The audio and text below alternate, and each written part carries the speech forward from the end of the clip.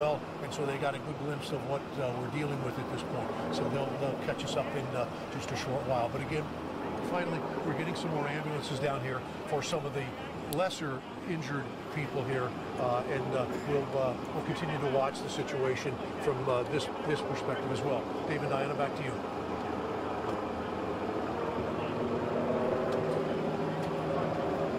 Well, you know, we're seeing a couple of things going on. We're seeing a number of people that are heading back into Battery Park City where they live. They're not stopping to look, or if they do, they stop very quickly and they keep on moving. Some people coming out from a number of the buildings here as well. There are some curious, and they're gathering their kids. They're also, you know, making their way. When he was engaged by police, you see him running there. According to the police, he was waving around an imitation weapon. That man is now in custody. He was driving that white pickup truck, which was rented from Home Depot. And there you see him coming out of the truck, being chased down by police. Turned out he did not have a gun. It was an imitation gun, but this is now being treated as an act of terrorism. I'm here with our chief investigative correspondent, Brian Ross. 7 dead, 15 injured right now. This is a pattern we have seen before. Absolutely. FBI on the scene. Consider this an intentional act. He drove at least 10 blocks down this bike path, crowded at that time of the day. And as you say, George, this has happened again and again, going back just 2 years. 10 separate incidents from Nice to Copenhagen to Berlin to Charlottesville. This has become a way that terrorists carry out attacks. Senior Justice Department correspondent Pierre Thomas is also with us as well. And Pierre, the initial reports seem to indicate this might be an incident of road rage. That is not the case right now. Federal officials are all over it. Indeed, those were some of the initial reports, but obviously law enforcement officials at the federal level have been pressing for more details, and I can tell you that, again, from my sources, that they're looking at this as a possible act of terror. That's the way it's being phrased to me. Law enforcement officials are getting briefings here in Washington. I'm being told that the FBI director has been briefed and has been in contact with the Attorney General, Jeff Sessions. So this is getting the highest level of attention from the highest levels of government, George. The president has been briefed as well. I want to go to Lindsay Janice on the scene in downtown Manhattan right now. That entire area has been on lockdown, swarming with police. That's right, George. And just moments ago, we saw the FBI evidence response team pull up just right here and head towards the scene. The FBI evidence response team, a couple of members of the evidence response team headed towards the scene. Police are crawling all over this area. There are dozens and dozens of bystanders just standing here on the street corner, looks of disbelief on their face. People were out with their children trick-or-treating. School was just letting out across Manhattan as this incident unfolded, and we received a video from one of these bystanders, a gentleman who had been walking across the pedestrian walkway across the top of the West Side Highway, so he had a clear view of this incident unfolding. He was a student at a community college just north of Chambers Street, where I am here, and he showed us that video of the perpetrator sort of standing in the middle of the street, not sure which way to go, holding that object that looked like a gun. We now hear it's some sort of fake gun. That's right, Lindsay. And actually, we have that student on the phone right now, Thibault Roy, 15 years old, shot the video. Thibault, we're watching that video right now. We see the gunman running through the street, surrounded by taxis. Tell us what you were seeing, what you were thinking at the time. I was actually walking in the stairs, and I didn't.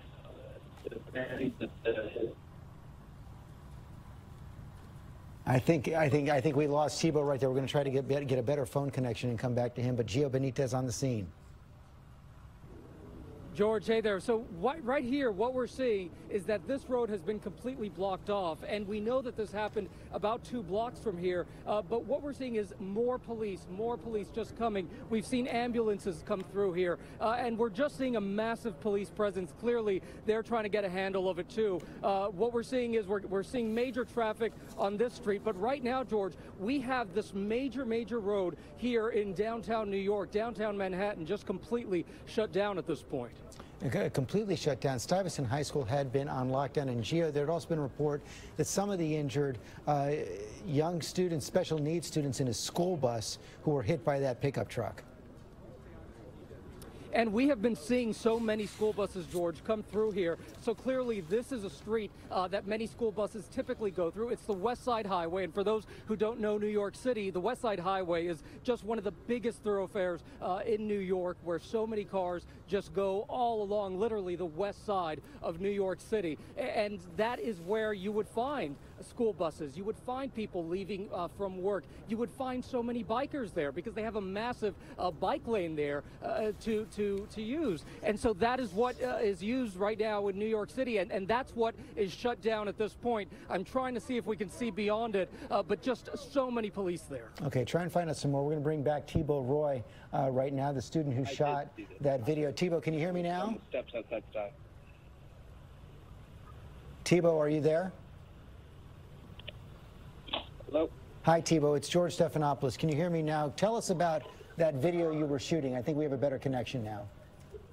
As I said before, this isn't my video. I got it from a friend, but I saw the shooter come outside of his car, and I saw him exit and run towards a group of kids, and then I went back into my school. The police have said he was waving some sort of an imitation gun. Did you see that? We see it now in the video. They looked real to me, but he was waving them around. I did see that, and he sprinted towards a group of kids. Towards the group of kids? That's what I saw, yeah. And about how long did this take place? How long were you watching him for? I was watching them for about maybe 20 seconds before I had to just run back in just for my own safety. Right, and you say they looked real, but could you tell, could you hear if any kind of rounds of ammunition were coming out of his gun, or you couldn't tell that? I did not hear any shots, and I didn't see him fire at anybody. Was he saying anything? He did not. Did not not that I could hear. But when you went back inside before he was apprehended by the police? Yes, I did. I was. What can you tell us about who shot the video and where you were able to get it? I got it from a friend who was walking on the bridge farther down from where I was, and from what I can tell, they just sprinted towards the end of the bridge and just left the vicinity. That must have been a terrifying 20 seconds. It was pretty scary, yeah, but we're all safe now. So, well, we're glad you're okay now. Thank you for sharing that story and this video with us. Brian Ross here as well. New York is always on high alert. Absolutely. New York City. Always has. Yet we haven't had an incident quite like this. Right. They've taken steps to block off access to pedestrian walkways in Times Square and major centers, but not this bike path. They're always on guard, obviously. In this case, though, George, with a suspect in custody, he was shot but is described as alive. With a suspect in custody, they'll be able to quickly determine who he is and what his background is, what kind of electronic social media he may have. Whether he was acting alone. That's right. Okay, let's go to John Carl at the White House as well. John, we have heard the president's been briefed. He's been briefed directly by his chief of staff, John Kelly, and we are told he'll be kept up to date as further developments come out. Also, the First Lady has tweeted her response to this, saying, "My heart breaks for New York City today. Hearts and prayers are with the victims." Of course, George, this is an attack that is in the president's hometown, something that hits particularly close to home for the president and his family. Very close to home and a very hard hit. As we've been saying, 7 dead, 15 injured after an incident that unfolded at approximately 3 p.m. here in New York City, Lower Manhattan, at 3 p.m. when a man driving a rented white pickup truck from Home Depot turned onto that bike path you see right there with that truck and started to mow down pedestrians and cyclists, also hitting a school bus carrying special needs children. This is now being treated as an act of terrorism. Lindsay Janis is on the scene, and everyone down there now, Lindsay, preparing for a briefing from the governor and the mayor in the next half hour or so. That's right. We're being told we will hear from them at about 5:15 Eastern. But right now we're seeing more police vehicles coming through towards the scene of the crime here. We did see the FBI evidence response team headed that way just a few moments ago. We know this is now being treated as an act of terror. But just to tell you a little bit more about that bike path that runs along the West Side Highway, after 3 o'clock this afternoon, it would have been packed with joggers, bikers, people walking. This is around the time, just after 3 p.m., schools start getting out. It's Halloween. Parents getting off work early to gather their kids and to take them trick-or-treating. I'm standing at a corner here of a major street, Chambers, here in downtown Manhattan in Tribeca. There are people all over just standing here with looks of disbelief on their faces. This has happened here in Manhattan now. A lot of people saying it was only a matter of time. It appears that a terror has struck here once again in the heart of Manhattan. That's right, Lindsay. And Lindsay, that neighborhood there, not all that far from Ground Zero, the site of the 9/11 attacks. That's right. We're very close to the 9/11 spot, to the Memorial Museum there. And this neighborhood, very, very, very busy. Downtown is kind of where it's at on Halloween. The Village, not too far from here, is where the big parade is. Certainly the area where this person struck would have been a very, very busy area. The West Side Highway, that bike path there, and as you mentioned, schools letting out as well. Okay, Lindsay Janice, thanks very much. I'm joined here in the studio now by the former chief of police of New York City, Ray Kelly. Ray, this is the kind of thing you prepared for year after year after year, and now it's happened. Right. Obviously, to make it any easier, there's a lot of police in that general area, but not specifically where this individual went onto the bike path, and he had at least a 4-block run. And at 3 o'clock in the afternoon, that bike path, which is a very wide bike path, is very busy, the joggers and bikers. So clearly intentional, clearly an effort to kill people. We know that there's 7 dead so far. This individual made statements. He made a statement, Ali Akbar. So do we know he said that? This is reported by witnesses. Right. This is what police are finding out right now. This is what police are finding now. This is a statement.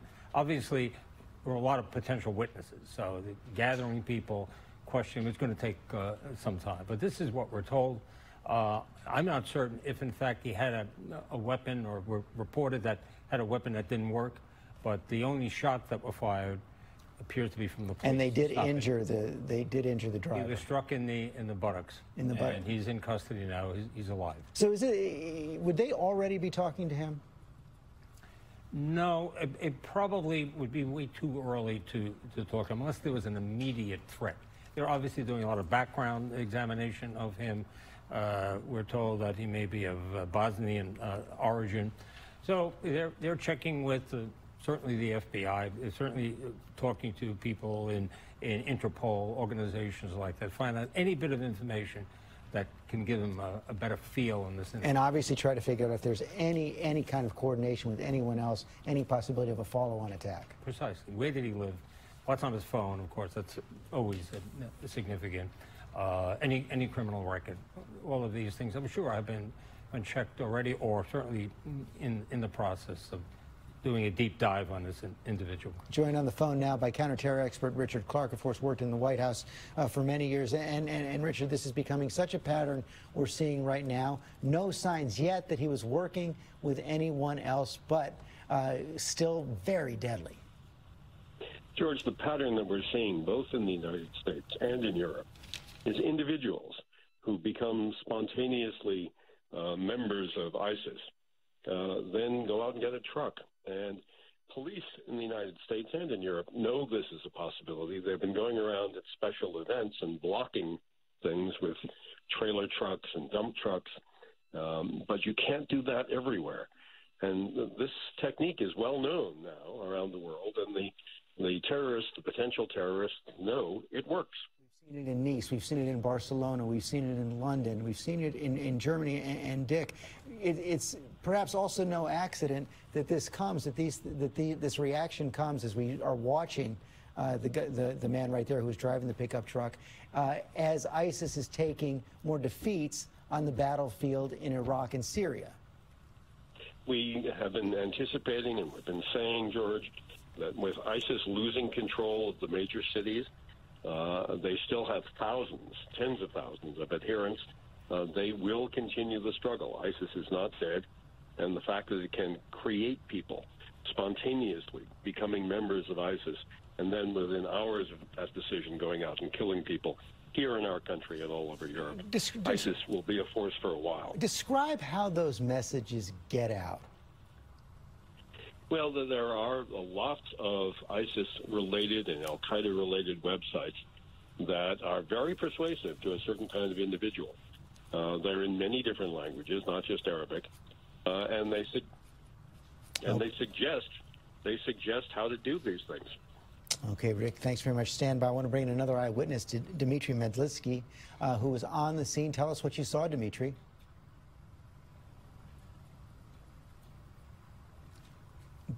Dmitry, can you hear me? It's George Stephanopoulos here.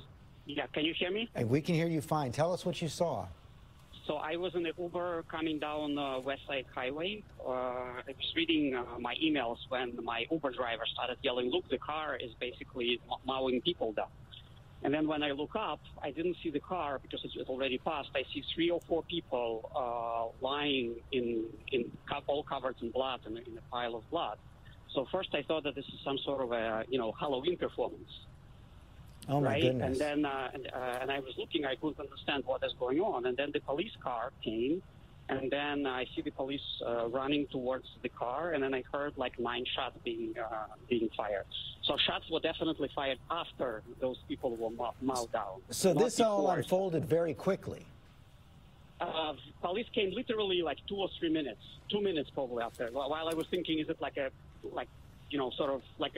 literally 2 minutes after, 1 minute after. 1 minute and then, after. Right, and then when shots were fired, I sort of hunkered down in an Uber van, and then they started waving us to sort of pass by. And then when we came to the, I guess it's maybe Vesey Street or West Side Highway and Vesey, I saw that rental truck, like U-Haul, some sort of like that, right? Or Enterprise, like a truck, like a pickup truck to move things, that has collided with a very, very large truck. And then I saw the school bus that is also like a small school bus, pretty badly damaged. Right. And then as they were waving us to go past, I saw the gentleman lying in the middle of West Side Highway in a pile of blood, basically, with police looking at him. And then there was another very fat gentleman on his knees with his hands in the air, standing on sort of on the side of West Side Highway. Wait, so I just want to be clear about one thing. You're saying you saw a man on his knees with his hands up in the air, surrounded by the police, and another man who might have been part of this, or no, you don't know that? Whether that man was part of it or not, right? But he was in the middle of a West Side Highway, and he was way past these three trucks. So it almost feels that he sort of tried to run from the trucks. But I am not going to speculate. I can only say what I have seen personally. What was he wearing?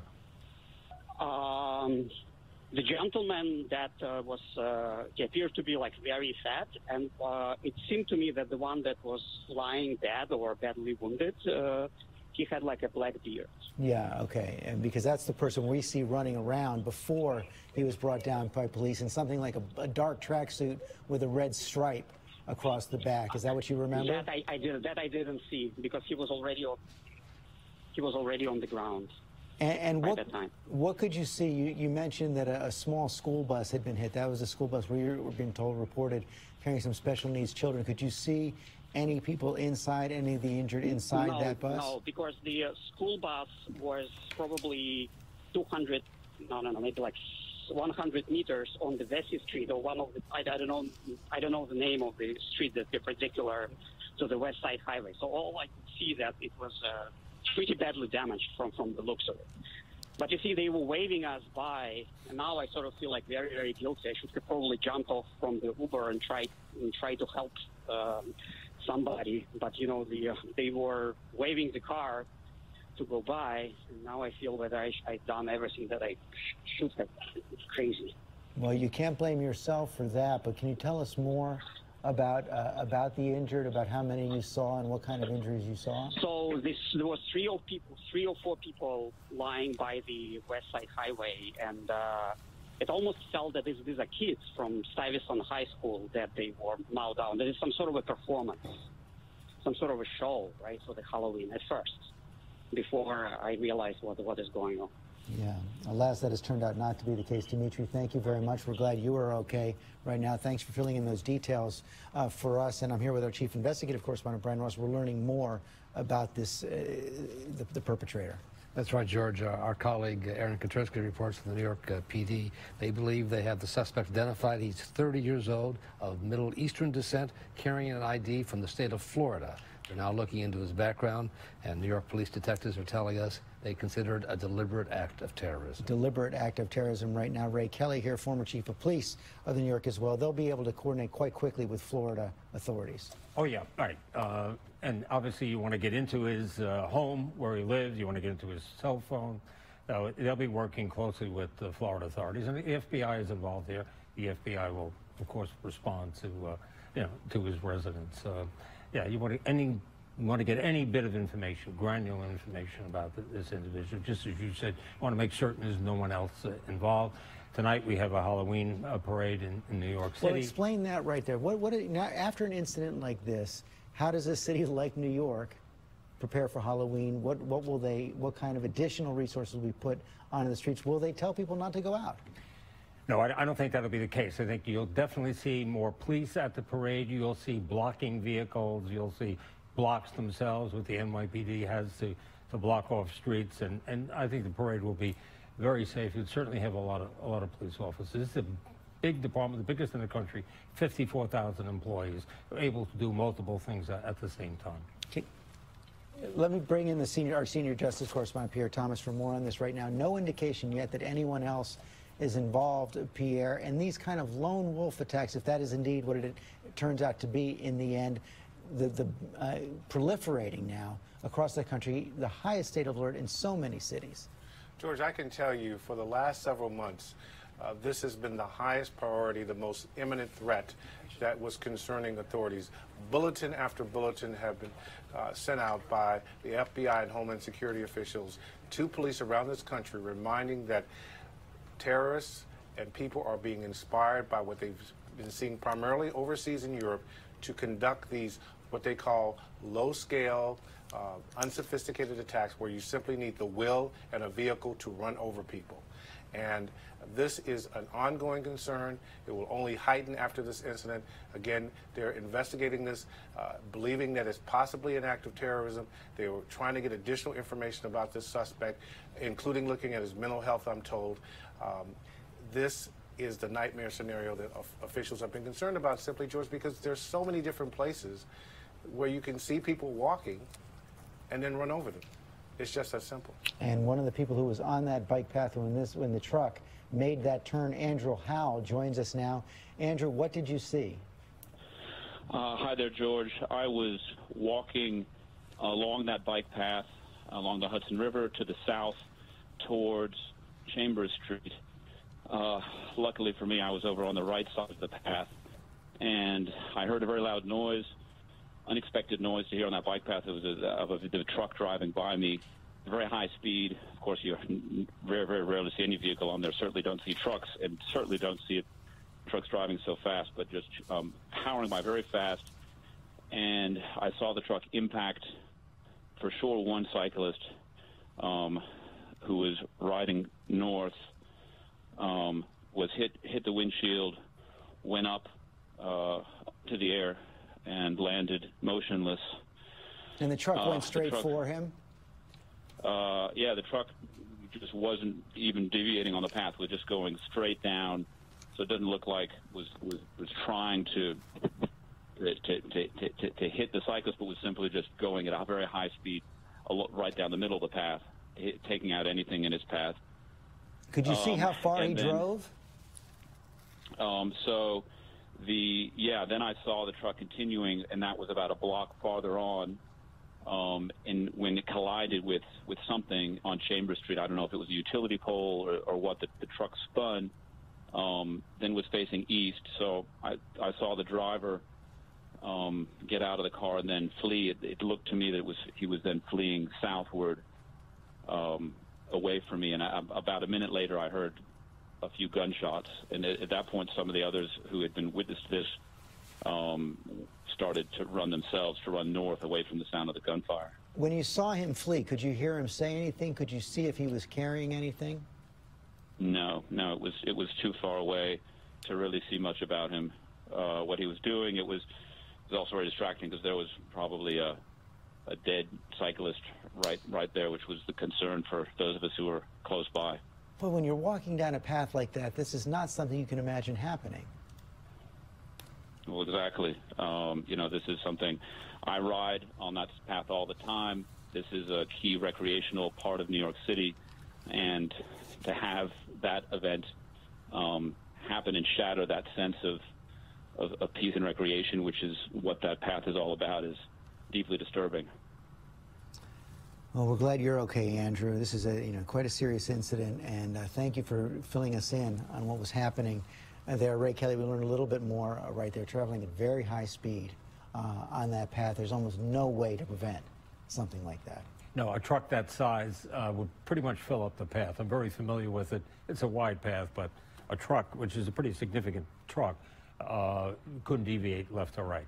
He obviously wanted to kill as many people as possible at a high speed, and he would have continued unless he didn't hit whatever he struck on Chambers Street. And Brian, that truck, a rental truck from Home Depot, they're cooperating now as well. Absolutely, and this is exactly what, sad to say, terror groups have called on their followers to do, is go get a truck. If you can't get a truck, get a knife, but a very low tech, as Pierre has said, and that's what you've seen again and again, are just whatever they can get, they take off. And the long list of the cities that have been hit like this, starting, I just made a list here, Nice and Ohio State, Berlin, Jerusalem, in London, 3 different evidence, Stockholm, Charlottesville, and Barcelona, and now New York. And now New York City as well. And Ray, New York City in just 5 days, New York City Marathon, major event, tens of thousands of people all across the 5 boroughs.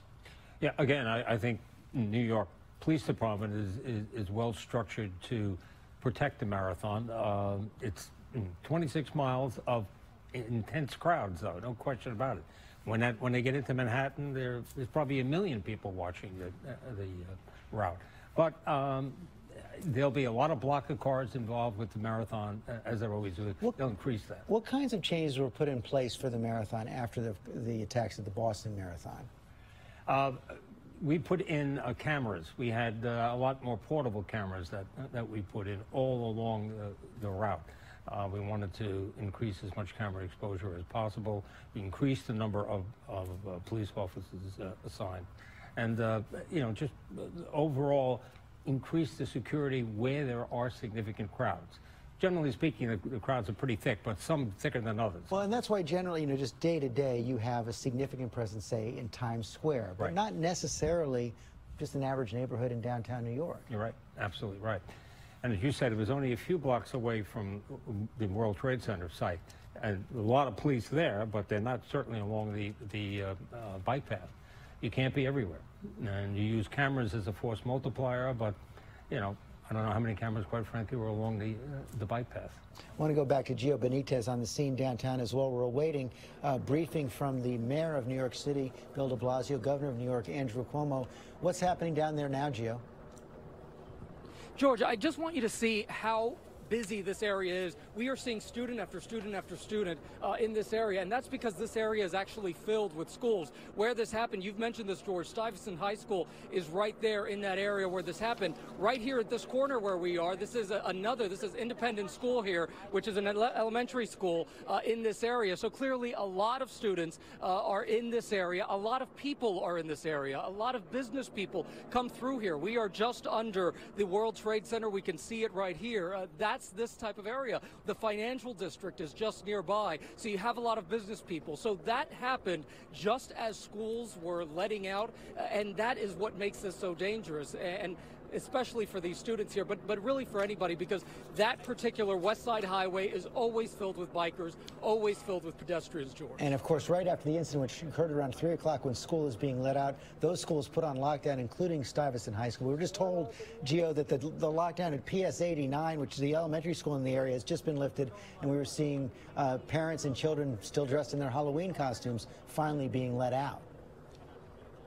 and we are seeing so many kids walking around in Halloween costumes in this area. And we're seeing student after student constantly all over this area. That's why I think we're going to have a lot of witnesses who actually were students. I think you spoke with one of them who shot that video. They are all in this area, and we're seeing that they still have this street blocked off, George. Police very much still in this area. We can't see what's going on over there, but it's about a block or 2 blocks. If we can pan the camera over, you can see that the road is just totally closed off here. You can see all of the police still there. Okay, Gio, thanks. We're going to come back. We also were showing that podium where we expect to hear from the mayor and the governor and Ray Kelly. Presumably now they have been in constant contact with police officials, and they'll be able to give us the most up-to-date information. Yeah, you're going to get, I think, all the information they have gathered. Obviously, there's some things you don't want to put out now, but mostly you're going to get a lot of detail. And I think there's something that a lot of people don't know is that the New York City Police Department has a huge intelligence operation as well. Right. It has over 500 people in the intelligence division, certainly the biggest of any police department in the country, and it also has people assigned overseas in now 12 cities. So, you know, they're over there to act as tripwires to gather any information they can, and it may be relevant here depending on what this individual's background is. We see the officials taking the podium right there, including the police commissioner, Mr. O'Neill. And Ray, help me out here. I believe he's going to speak first. It looks like James O'Neill, the police commissioner, is going to speak first. To his left is the governor. His and right. The mayor, yeah, the mayor on his right, the governor on his left. State police behind the Governor Cuomo. Let's listen to the commissioner. Good afternoon, everybody. Steve, we good? Yes, sir. All right. Just keep in mind, this incident occurred a little more than 2 hours ago, so and subject to change.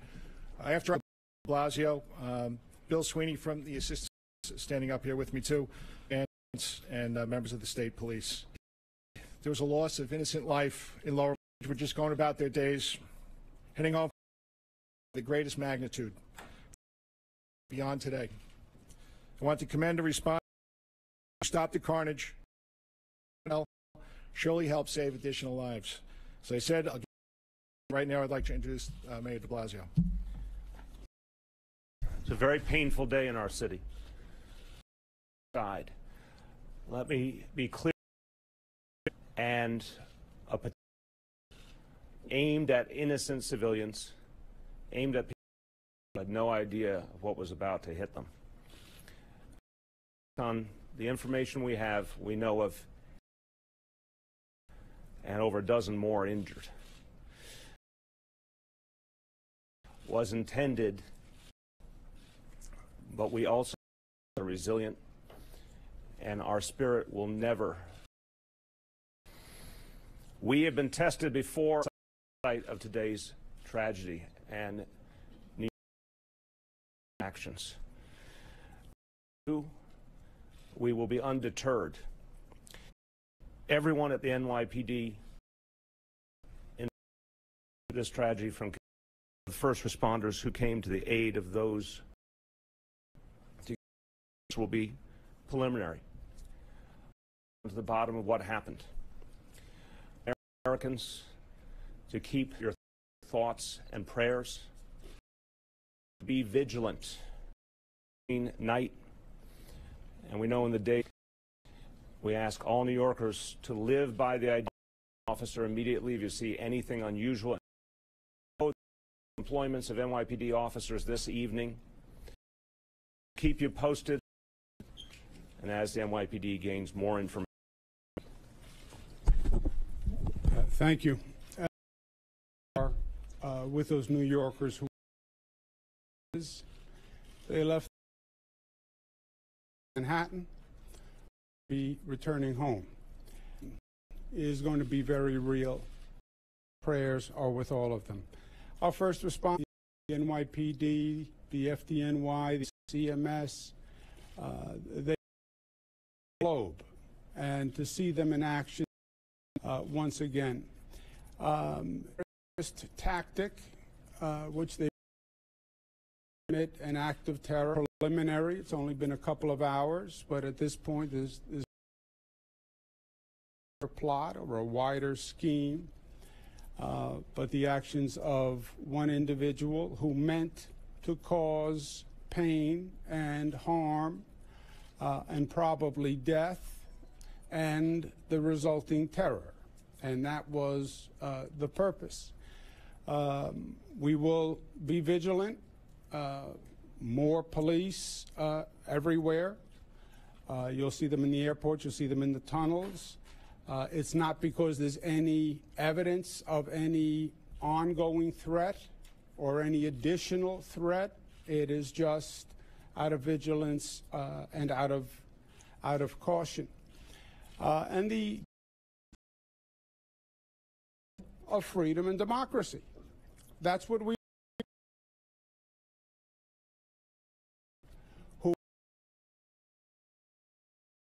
before. We felt the pain before. We feel the pain today. We're not going to let them win. We contort ourselves to they win and we lose. We'll go about our this time. You will see of caution, not a signal of anything else. There'll be continued investigation, and just we lost, they're in our thoughts and our prayers. To the first responders, thank you, thank you, thank you for the job you do. You put your life on the line every day, and you do it better than anyone else. And to New Yorkers, be New Yorkers and live your life, and don't let them change us or deter us in any manner, shape, or form. Thank you. Thanks, Governor Cuomo. Thank you, Mr. Mayor. All right, as I said, I'm going to go through the chronology here, and I know when I'm done, you're going to have a lot of questions, but we're not going to go too deep into it. It's only 2 hours. And after I get done with the chronology, Dan Nigro is going to talk about the injuries. All right, so at 3:05 p.m., a male driving a rented Home Depot pickup truck entered the West Side Highway bicycle path at Houston Street, began driving southbound, striking a number of pedestrians and bicyclists along the route. At Chambers Street, the truck collided with a school bus, injuring 2 adults and 2 children. After the collision, the driver of the truck, a 29-year-old male, exited the vehicle brandishing 2 handguns. A uniformed police officer assigned to the 1st Precinct confronted the subject and shot him in the abdomen. The subject was wounded and transported to a local hospital. A paintball gun and a pellet gun were recovered at the scene. The subject's identity is not being released at this time, pending further investigation. At this point, there are 8 fatalities reported in connection with this incident. In addition, several people have been injured, and Commissioner Nigro from our fire department will discuss that. Dan? Thank you, Jim. As Police Commissioner said, six of the people died. They were pronounced at the scene between Houston Street and Chambers Street. They were all males.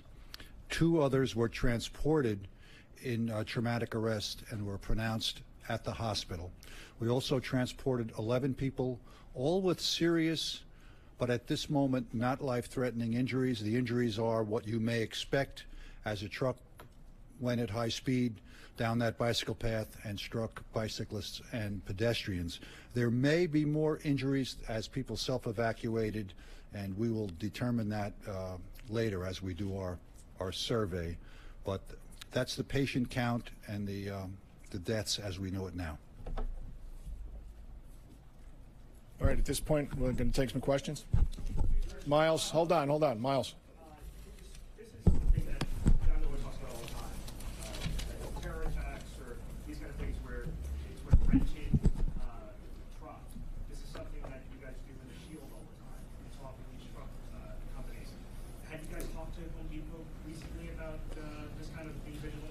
Hey, John, you want to talk about the program a little bit? Sure. So as you know, through the SHIELD program, we do a very wide outreach. We have just under 20,000 members in the private sector. After ISIS, Rumiyah magazine came out with the issue just about 2 years ago, around this time of year, suggesting car attacks. You'll recall one of the targets they suggested was the Thanksgiving Day parade. We went and did extensive outreach to the truck rental business. We visited over 148 truck rental locations in this area, the obvious ones, U-Haul, Ryder, Home Depot, etc., and talked about suspicious indicators, ways to come forward. After attacks on the German Christmas market, after Nice, we repeated those visits 2 more times, either by making telephonic contact, email, or going back to the same places. So the industry has had a high level of awareness on this matter from the NYPD. John, Commissioner, is there any indication that the suspect is a lone wolf, perhaps radicalized here in America, or is there any indication of a wider international? And it's way too early to discuss that. I mean, this just happened 2 hours ago, and that's, of course, part of our investigation. You've heard about some police activity up at 16 Initially, we thought it might have been, but it turned out not to be. Yep. You had a residence in New York or any? This is all part of the investigation.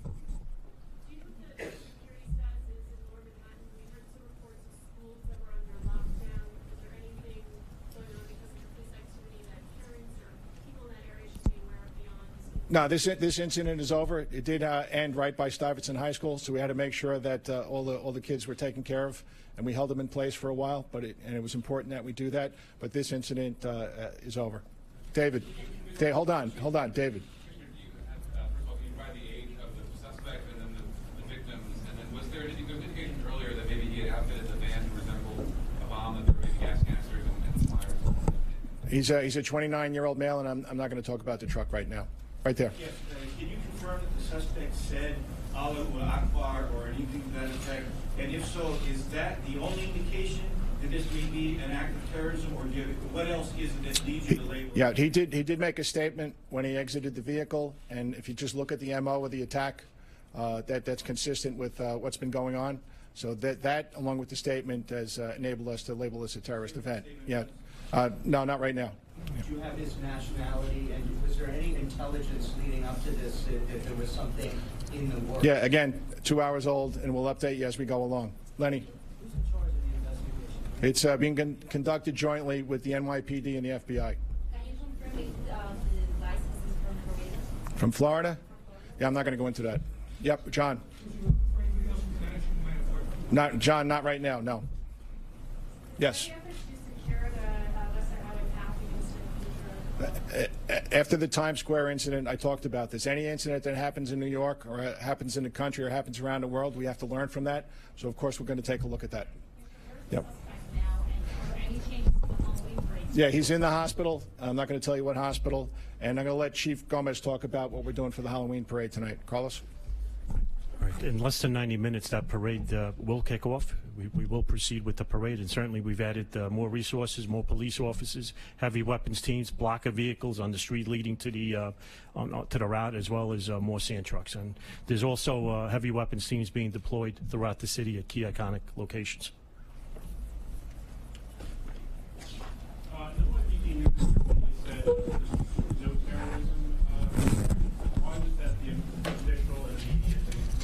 Well, this is why we do investigations. You know, initially, I'm sure whoever put that out wasn't sure what the event was, and now 2 hours into it, this is the determination that we made. Yep, in the first row. Yeah.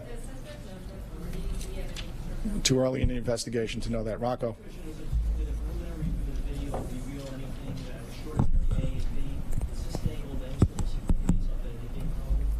I haven't looked at the video yet. We're retrieving as much video as possible. What we do know is he entered the bike path at Houston Street and exited the bike path at Chambers Street when he collided with the school bus. And there are no intersections on the west side of the bike path between Houston and Chambers. And hold on one second, in the back there. Dan, do you have that? They're among the injured that are serious but not life-threatening. All right, they're among the injured that are serious but not life-threatening. Yes? Were they the only two children at the time, and which Home Depot was the We're not going to talk about where the Home Depot was rented from just yet. And Bob, do we know how many people were on the bus? Two adults, 2 children. There were 2 adults and 2 children on the school bus. In the back, Lisa? Where he came into the city? Don't know. That's part of the investigation. Yep. No, we don't have that yet. All right, guys, listen, as we said, there's a lot of information to be gotten. We wanted to give you a preliminary. We're getting into a little bit too much detail at this point. We'll have more for you that later. We'll give you another briefing as more information comes available. But I'm going to, at this point, ask you to wait until further information and another briefing. Look, I'll just close this off here by saying, look, again, NYPD is investigating this with our federal partners, with our state partners. There's going to be a very, very thorough investigation. But the most important thing, as Governor Cuomo said, as Commissioner O'Neill said, people should go about their business knowing that NYPD is out in force with our partner agencies tonight and throughout the week. Very important additional measures are being taken for people's safety. But the bottom line is we are going to go about our business in this city. We're not going to be deterred. And we'll get you updates later on in the evening. Thanks, everyone.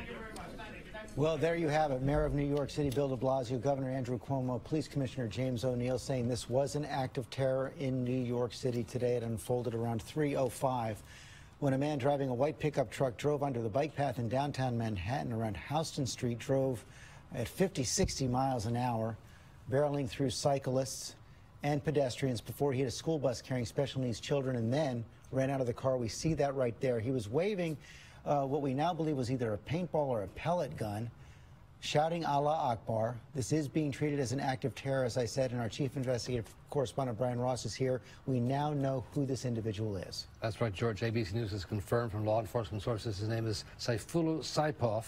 He has an ID from Tampa, Florida. He is 29 years old. No known criminal record. We're still checking on that. So much that is what we know right now. A lot we don't know about the suspect, whether or not he had any help. You saw the police commissioner, Pierre Thomas, our senior justice correspondent. He didn't want to go into any great detail, saying this investigation is just 2 hours old and is a joint investigation with the federal government. Absolutely, George. Now the hard work begins, digging into his background. They have the name, obviously. They'll look at his social media footprint. They'll look at who he's been associated. Right now, my sources are saying it looks like a lone wolf incident based on the information they have so far. But, George, I'm being told that the primary thing that points them toward terrorism is what he said when he got out of the car. They're still doing the background investigation to determine more details, but yelling of Allah Akbar, and you heard the police chief say, commissioner say that based on that and the mode of attack, that is why they're determining that this is an act of terrorism at this point. But there's a lot of work to be done on his background. And again, we have the three sources giving us the name of the suspect is a 29-year-old from Uzbekistan. And again, a international and national investigation involving every data bank that the United States has. We will talk with our foreign partners. Everything is being put forth to figure out exactly where this man has been, who he's been communicating with, what he's been looking at online. All of it will be done pronto. That investigation going on right now. I want to go to the scene now as we again show that video when the gunman, he was carrying a paintball gun, jumped out of the car. Gio Benitez on the scene. This happened around 3 p.m. just as schools were letting out right by Stuyvesant High School in the area, and he eventually hit a school bus which was carrying special needs children. That's right, George, and we just learned that there was also a community college in this area. In fact, one of the main buildings for that community college is right where this happened. It's the Bureau of Manhattan Community College, and we're told by some of the students here that security in the other buildings just went up into their classrooms and said, stay put, we're not letting you out because we just don't know what's going on right now. But we have seen more ambulances come through here, and that's the worry. All of these students who were here were right in front of an elementary school here. So we have a ton of students that were in college, high school, and of course elementary, many of them in their Halloween costumes just out in this neighborhood, George. Okay, we're here with the former chief of police, Ray Kelly of New York City, as well as you see that scene right there, that bicycle just mangled by a driver going 50, 60 miles an hour. We talked about a heightened police presence. You heard the governor and the police commissioner talk about a heightened police presence across New York City tonight, but that the Halloween parade, a Halloween tradition here in New York City, will go on. It will go on. I'm sure it'll be very well protected. Obviously, additional resources will be added. The commissioner mentioned about the heavy weapons teams. We know that block of cars will be put in place. We know that actual blocks will be moved there by the NYPD counterterrorism people. So I think it'll be very well protected. You always have to be concerned about something happening some other place in the city. And you heard Governor Cuomo there talk about New York being an international city, which makes New York an inevitable target. Absolutely. You have 10 million people a day here on a business day. I mean, we want free and open access. So these things, unfortunately, are the type of experience we're going to have in this post-9/11 world.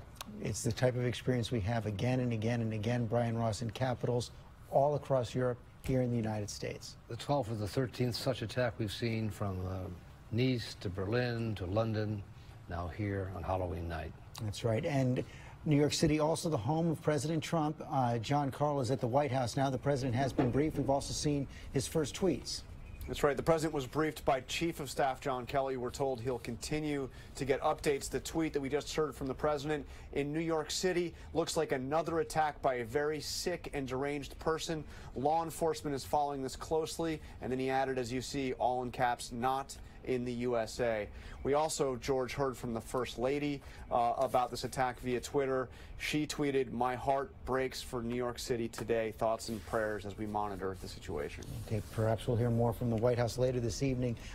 Brian Ross, as again we see the driver right there, the driver, as he came out of the car waving those guns, was shot by police. So far, no claim of responsibility by any terror group. That's right, no claim of responsibility, and police are basing their estimation this was a terror attack based on the fact that he exited the vehicle and started shouting Allah Akbar. He had the two weapons which were inoperable, paintball guns or pellet guns. And now one of the things they'll do, George, as Commissioner Kelly knows well, they will take that license plate. They'll be able to backtrack where that car came from and back it up. Right, they would not say, they know it was a rental car, they know it was from Home Depot, they would not say where it was from. No more information on that yet. Home Depot has confirmed to us that it was one of their cars, and they will instantly know based on the plate and the information where that's from. But by looking at the license plate number, Commissioner Kelly helped install that system. They can track where that came from, where it entered the city, to see if there's anybody else who might be involved. Well, that is the big question. Pierre Thomas, senior justice correspondent. Right now, the governor kind of leaned into the idea that this was a lone wolf. The police chief didn't want to go there. They simply don't know for sure. Exactly. Again, no indication that he had help, but it's so early. Until you can find out about his friends, his family, what he's been looking at, you won't know. But it fits the pattern, according to sources, of what they've been seeing. Lone wolves, inspired by what they may have been seeing on the internet. And George, I can tell you, given the frequency, the increasing frequency that we're seeing these kind of events, law enforcement across the country are going to be rethinking that. They've been putting out the notices, they've been warning, but they're going to have to come up with something more than they currently have, because clearly this is the mode of attack, not just used by international Islamic terrorists or lone wolves, but look at what happened in Charlottesville. That person involved with that case, in a racially motivated case, decided to kill people using the same method. Yeah, very low tech, using a pickup truck and not even a real gun, a paintball gun. And Ray Kelly, that's what makes this so difficult. You heard the mayor say again, see something, say something. What could you see here? The guy made a turn off Houston Street and started to plow down pedestrians and cyclists. It all happened so quickly. I mean, this is probably a minute to get from 4 blocks down from Houston Street. And I also think this individual is looking to die. He had 2 guns that were not lethal weapons, and he knew it would be some confrontation ultimately with the police. Now, he wanted to be shot and killed. In that case, I mean, what are the rules of engagement for the police in that case? This guy does have, were they shooting to kill or were they shooting to injure? No, you shoot to stop. You can't be that, shoot to injure takes an awful lot of skill. So he had 2 weapons that were apparently pointed at the police, or at least they knew he had 2 weapons in his custody. So it's certainly a reasonable action on the part of the police officer to try to bring him down. Use his weapon and you stop him. You shoot for mass. You don't shoot to the wound. You just can't do that. I want to go back on the scene now. Gio Benitez, you're there with an eyewitness, Gio? Yeah, George, we've been talking about that community college in that area, and right now we're with one of those students, Hamza Mazur. And Hamza, tell me, what did you see? I just saw him walking with his gun down the sidewalks. That's all I saw. So you actually saw the gunman? Yeah, with his gun, yeah. With the gun. And so what was it that you were seeing? I mean, at that point, it must have been crazy at your community college, because we're told that a lot of security guards were starting to lock it down. Yeah, lock it in, but I was outside. I was outside there, so that's why. You were on the street? Yeah, I was outside, yeah. On the streets, yeah. Did you hear anything? I did not hear anything, no. So by the time you got out there, you had already, were there people on the ground? What was going on? I was upstairs down there, so I just saw him walking. I didn't see the road down there because I was up there. So I couldn't see the road because I was up there. So I just saw him walking down the sidewalks with the gun on his hand and a hoodie. Maybe it was, I have a video of it. He was wearing a hoodie something, I think. Yeah. I mean, I can just imagine, because here we have an elementary school right here, your community college. And then there's one more, Stuyvesant High School, that's right there. So a lot of students are in this area all the time. Yeah, a lot, yeah. We walk there like every time, like, yeah. Right on the West Side Highway. Yeah. When people who don't know New York City, I just moved here like 4 months ago, and this is something really shocking for me to see this in New York in front of like One World Trade Center. So that's right, because it's right there. Yeah, right there. So it's right in front of it. So that was something like shocking for me, though. All right, so Hamza, thank you so much. And so George, you're hearing it right there. So many students in this area, and that's what makes this so very dangerous in this particular area. Because when we're talking about this World Trade Center area, you think it's just a financial district. Not true. There's a park right there that we saw kids playing in this park. So this is very much a community here, George. One thing is going on. People are saying before he did this, he said Allahu Akbar. I saw many like people saying it right now in the camera. I'm sorry, what like is that? Saying he was from Middle East, he was Muslim, and he said Allahu Akbar. Like many people said it right now. Okay. So I just want to clear that he was not from Middle East. Like you can tell someone he's from Middle East. I mean, you know, he was wearing a hoodie and all. He was like white and Spanish and all. So you can't really tell like he's from Middle East or he's Muslim or he said Allahu Akbar. Okay, like, and we're still learning very much. We're still learning about him. Gio, thanks very much, Ray Kelly. That was actually an important moment right there. This is, this is why we always try to be so careful in the initial minutes and hours after an incident like this. Lots of people can be on the scene and hear and see quite different things. Absolutely, and you see that when you question witnesses, and it'd be totally off. You can imagine things. So the cameras are so important these days to verify that type of information. And New York City has a proliferation of cameras. New York City has cameras, and we also saw people on the scene pulled out their phones and took the video as well. Brian Ross, something of a pattern here, not only cities being targeted in this low-tech way. Generally, in Europe, there have been more incidences with more coordination. Here in the United States, more lone wolves. That's right. And in France and London, there have been teams that have come on and they've done the attacks with the vehicles, then jumped out of the cars and begun firing or using knives. And that must be one of the great concerns initially here. There might be others. That hasn't been the case so far, according to Commissioner O'Neill. But that has been a pattern where a team of attackers will get in a vehicle and take out individuals, innocent civilians, really. And in some of those incidences, Ray Kelly, you have some chatter, you have some advance notice, and they can go back and try to piece it back together. With a lone wolf, no warning at all. You can, and we know that they're using encryption these days. It's the type of thing that's very difficult for law enforcement to penetrate. They're using certain apps that make it very difficult to get into their communication. So their tradecraft is improving. They don't communicate. They're perhaps on the internet reading, but not necessarily transmitting. Well, and one of the other things we've seen, Brian Ross, is that it's not, people can receive the messages sometimes that can simply track problems they're already having in their lives. They may be mentally ill, imbalanced in some way, and just take off. And they use this as an excuse for a life that has failed. And they see this as a way out of their life. As you suggested, this appeared to be somebody who wanted to be shot, and he was shot in the abdomen by police and is in custody tonight. And it's certainly clear, George, I think, Ray, that you would agree that we'll know soon, very soon, a lot about him. We'll know a lot more about him, where he was from. We believe he was from Tampa. We'll find out other places he may have lived. We'll know where he rented the car from as well. But as much as we learn sometimes, that still doesn't give us the answer, Ray Kelly. What I have in my head right now, of course, is that Las Vegas shooting. We still don't know what drove it. Absolutely, and that is one big mystery. And it could be that this individual just wanted to have his name in history, a bizarre desire to be known. I'm talking about the shooter in Las Vegas. So far, nothing has come up that shows that he's particularly aberrant. And one of the key things, though, with this incident right here, Brian Ross, they're going to want to know if the suspect, I mean, the driver was in the area or deliberately came to New York City. He doesn't appear to have any known New York addresses. We've seen various addresses in other states, including Tampa, Florida. So what brought him here and why? That's one of the things that they'll want to know right away, which will lead to indications. Was somebody else, did they send him? Was this inspired? He read something and was inspired, or somebody directed him? And that'll be a key question that the FBI will want to pursue in terms of terrorism. They always want to know, is this somebody who was inspired by what they read on the internet, or somebody who was directed, most likely inspired? Pierre Thomas, I mean, we heard the mayor say this is a joint effort right now. FBI taking the lead? Well, it's joint. The NYPD has vast resources, as Ray Kelly will tell you, but where the FBI will be particularly useful is working with state partners.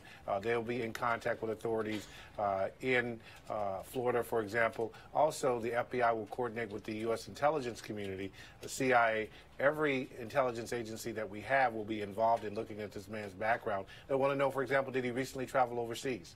If so, where did he go? Who might he have met with? So one of the things that they've done, they've become very good at in these cases, and they train for it every day, is to be able to get almost instantaneous information in a short period of time on a name so that the federal government can have an assessment of what are we looking at? Is there a possibility of more coming? And right now, that is the effort to determine exactly who we're dealing with and what is the potential that there could be something else. Again, no indication of that, but that's what they're looking for. That's right. And Brian Ross, you would want to know if that person went overseas, but something like this doesn't take any training at all.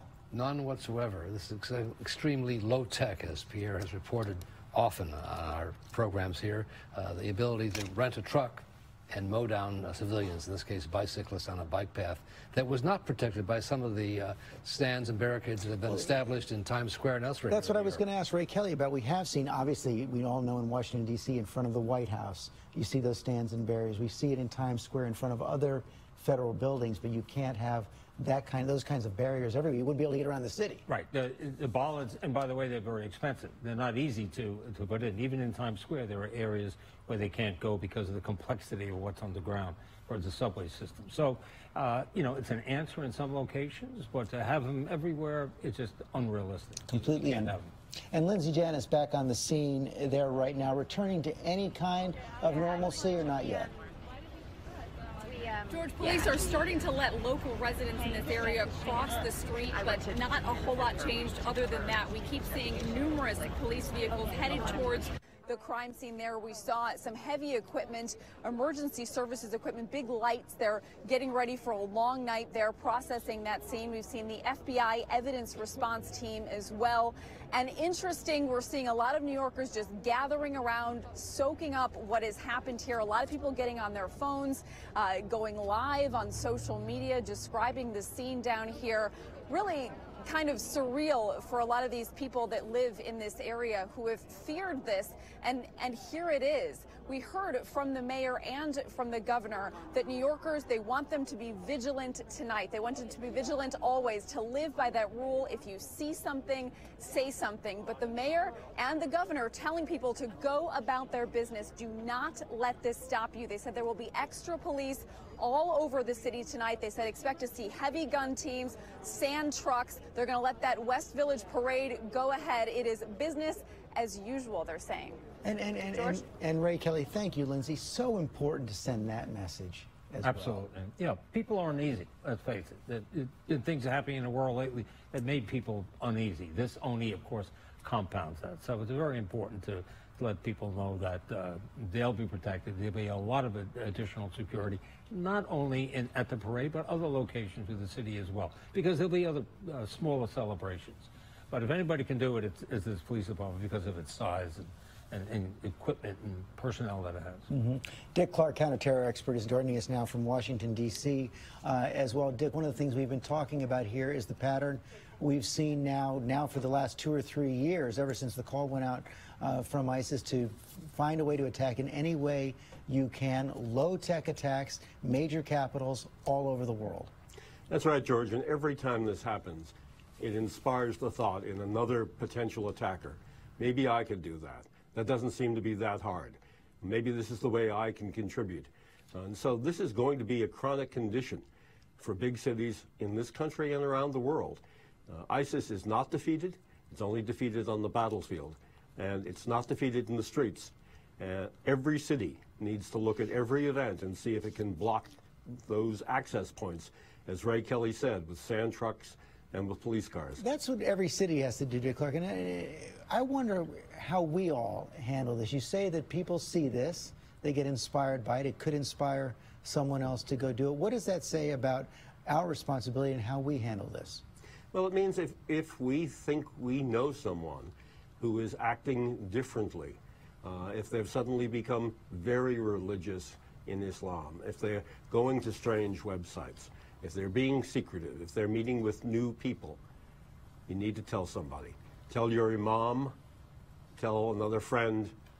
If you see that kind of odd change in behavior, don't just do nothing. And often that does precede the attacks. It usually does. Okay, Gio Benitez also on the scene as well. We've heard now from the officials, they want everyone down in New York City to go about their lives, to be vigilant, but also to continue. Absolutely, George. And they talked about that 9/11 memorial being just blocks away, that reminder of what New York has already been through. But this story now is where we've been hearing from all of these college students now. So many of these college students have been telling us that they were on lockdown, that they were around here. We're still seeing so many students in this area. Police are still here. The scene seems to be calming down just a tad, George. We're seeing less police, but still very, very much a big police presence here as they try to figure out what went on here. The investigation continues. Brian Ross, let's just recap what we know right now. 8 people dead here in New York City. It happened around 3:05 p.m. 11 injured. The perpetrator driving a white pickup truck. We know who he is. We know he's in custody right now. That's right. We know his name is Saifullah Saipov. He's 29 years old. He was carrying ID that indicated he came from Tampa, Florida. But that's what we know at this point. We don't know what motivated him, where he's from, whether he's an American citizen or not. And that investigation, Ray Kelly, former chief of police for New York, now being led by the New York police, the FBI, running down every possible contact this man may have had. Right, running down every contact, also going through witness reports, many witnesses, and they'll be talking to more witnesses as the night goes on. An act of terror here in New York City, 3 p.m. today, 8 people dead, 11 injured. The perpetrator in custody right now. We're going to go off the air right now. For many on the East Coast, you're going to go to your local news right now. And of course, David Muir will be back here at 6:30 Eastern with a full report on World News Tonight. This has been a special report from ABC News. I'm Chris Hansen. Right now on... Yes, I can hear you.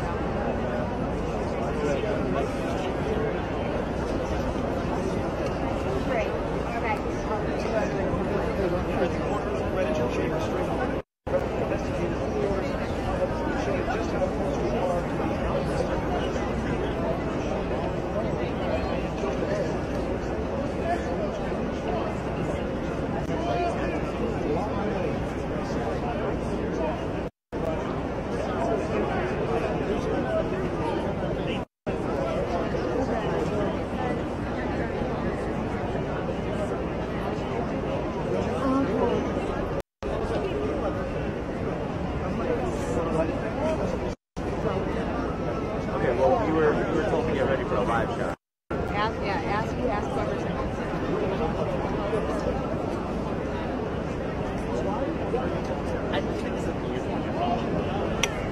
You're on a public sidewalk, and I assume it's that where you get a lot of cameras.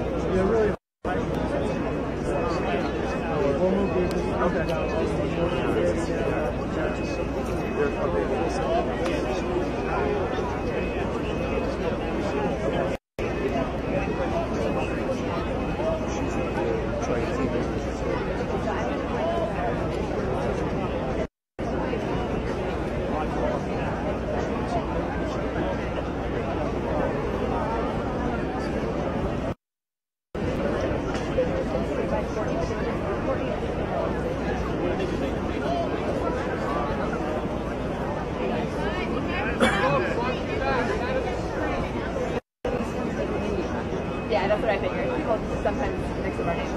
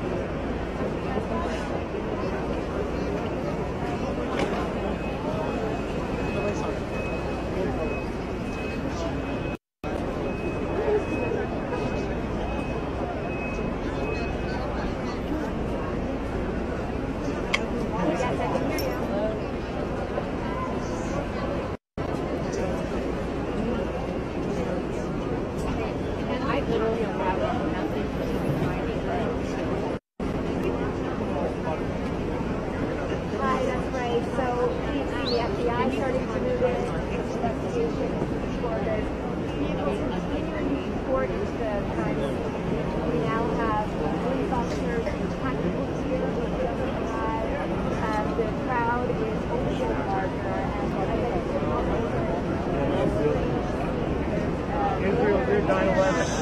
Israel did 9/11. Israel did 9/11.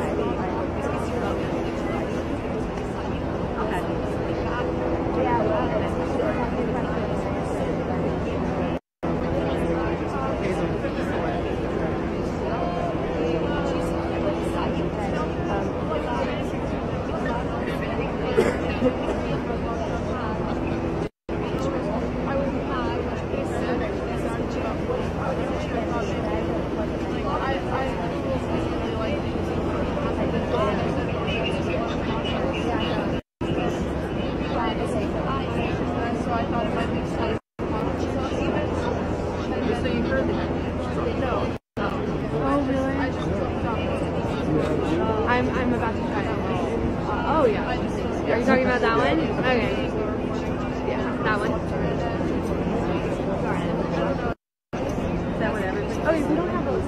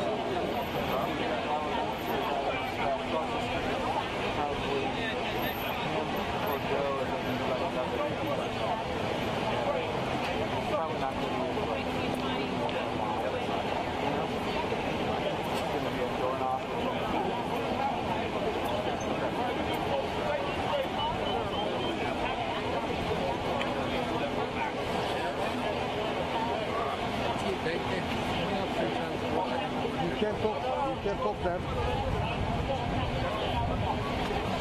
We are pulling again. What's going to do?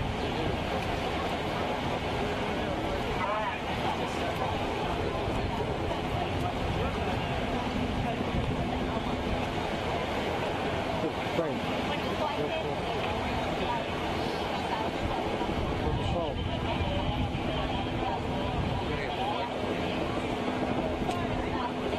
Come block. Pull up.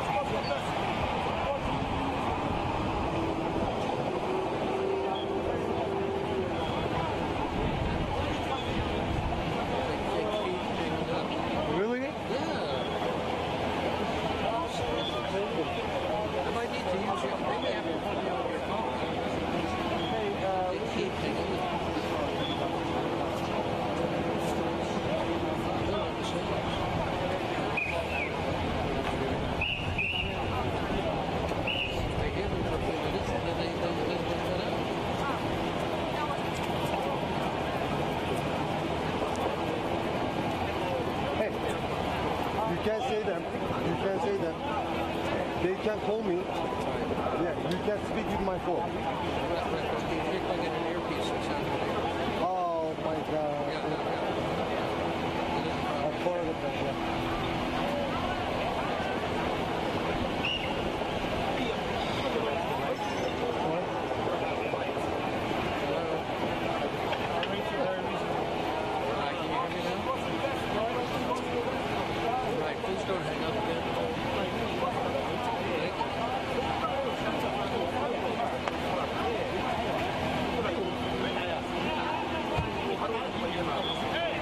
You do nothing. You do nothing.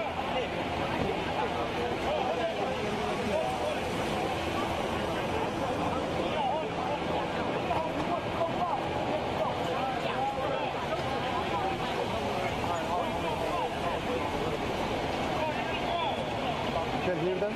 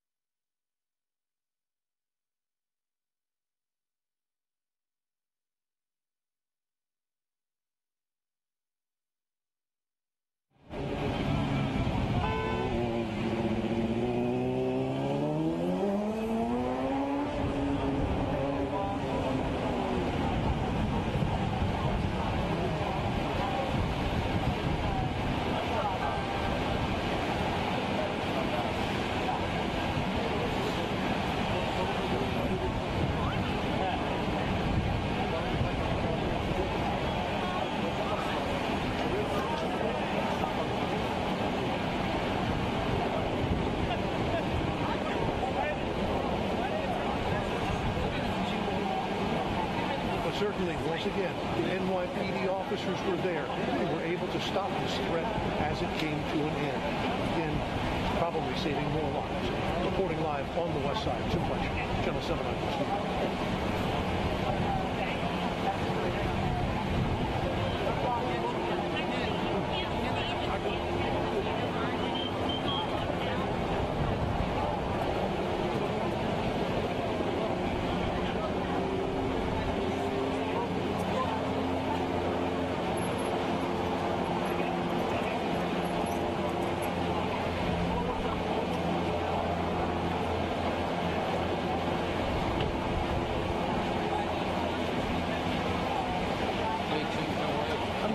How you been? Very good to see you.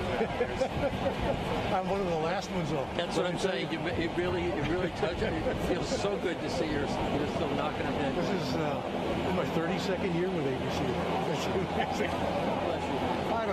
I told my wife years and years ago when we first got here, I said, we just go for one contract, If it doesn't work out, we'll move on, And so, yeah, knock on wood. It keeps you young. Oh, yeah. It really does. This is just, it's so good to see. Days like this are taking its toll, Do you run into Amy Freeze at all?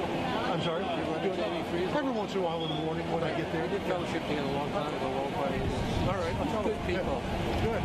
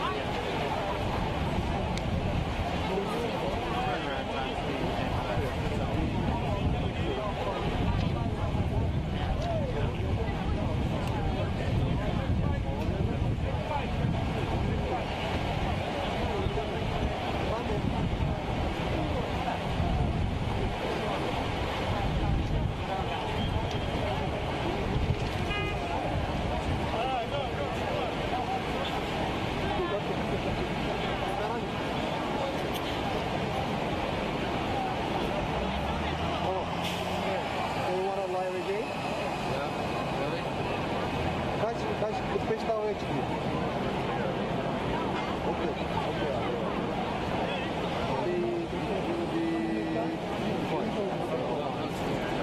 Yeah, you already for the bike position already.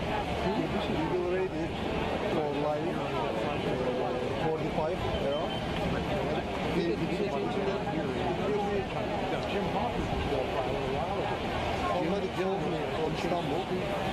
So that's why I'm great.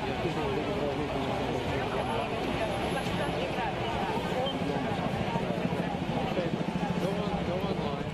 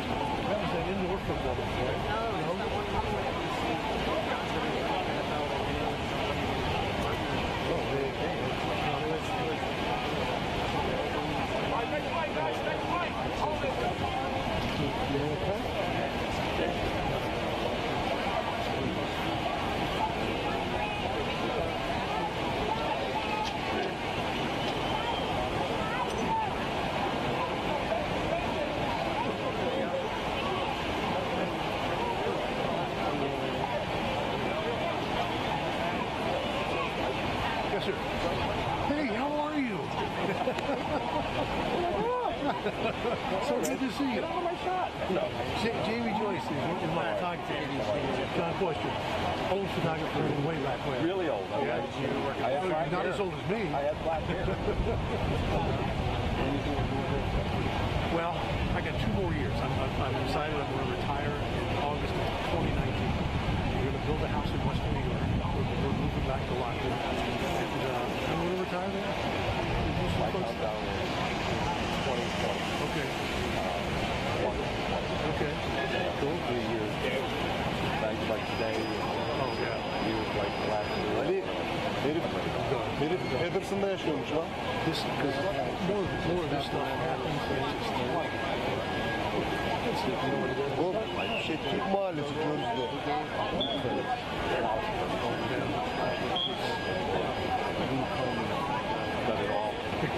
Exactly. I want to this now touches the mind.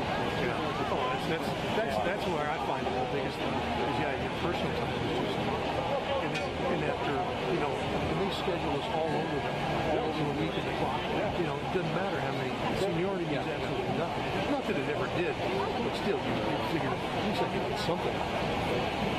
I might have to go to 3. Well, what do you mean might? You know what? I'm done.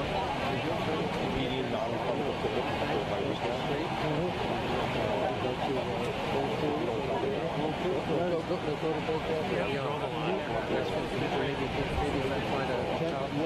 Okay, that is awesome. Good idea. Thank you. That's right. I'm the only guy? Oh, everybody's on it. I think that's good. See, and that's the thing. I even, who else said it too? It was Jimmy Choo, because he was in when he went Tommy, right, and I said, you're too talented a photographer to be standing there on a live camera doing nothing. So when I get out every now and then, I said, every now and then, I said, what's that? That's not what you were trained to do. I said, that's not what it is. That's your beautiful talent.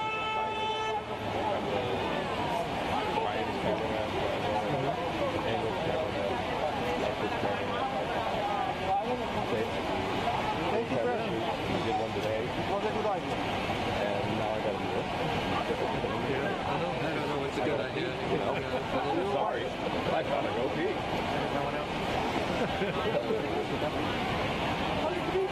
Oh, they do. Right out of 6 a.m. call in the morning.